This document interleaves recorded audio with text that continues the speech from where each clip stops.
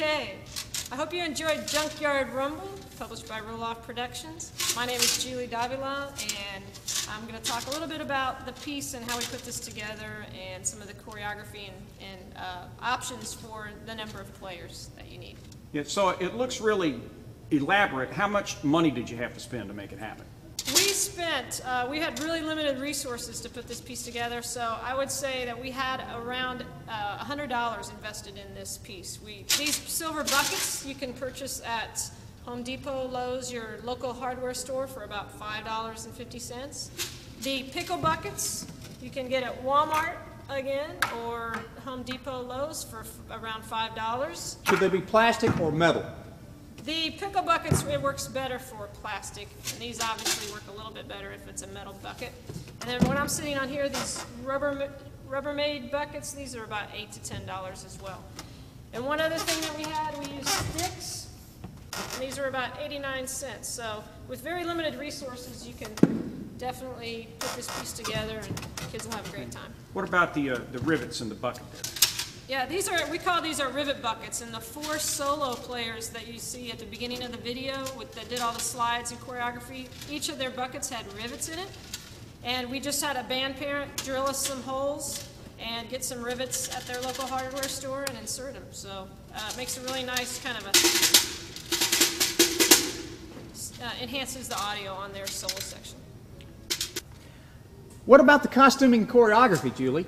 Well, we did, I let all the students come up with their own kind of thug look for this piece, and it was really fun because they all came up with kind of their own thing and a different look, so they enjoyed doing that. In terms of choreography, actually some of it I gave them liberties on, but for the most part we tried to work out all of the visuals and the timing and whatnot, so you know, it takes a little bit of work on timing and just working out pathways and who goes where and who plays when. By the same token, what about the lighting and? Yeah, well, we were really fortunate because our theater director was really involved with in our concert, so he did some really awesome special effect lighting. We used a smoke machine.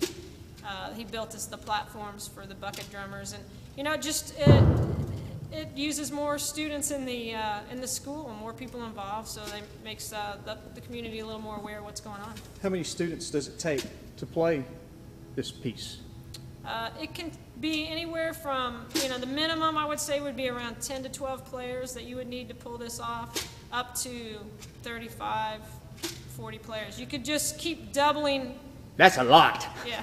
Yeah, I mean, it's great because you can involve everybody in your program. Okay. So we also included our middle school kids on a portion of this on our concert, and we let them play the stick paper bag part, and it was a great recruiting tool as well. We put them in one rehearsal, and they were ready to go. Easy to do stuff. Yeah, just learned it on the spot. One of the other things we did to protect our auditorium floor when we played this piece is we purchased masonite.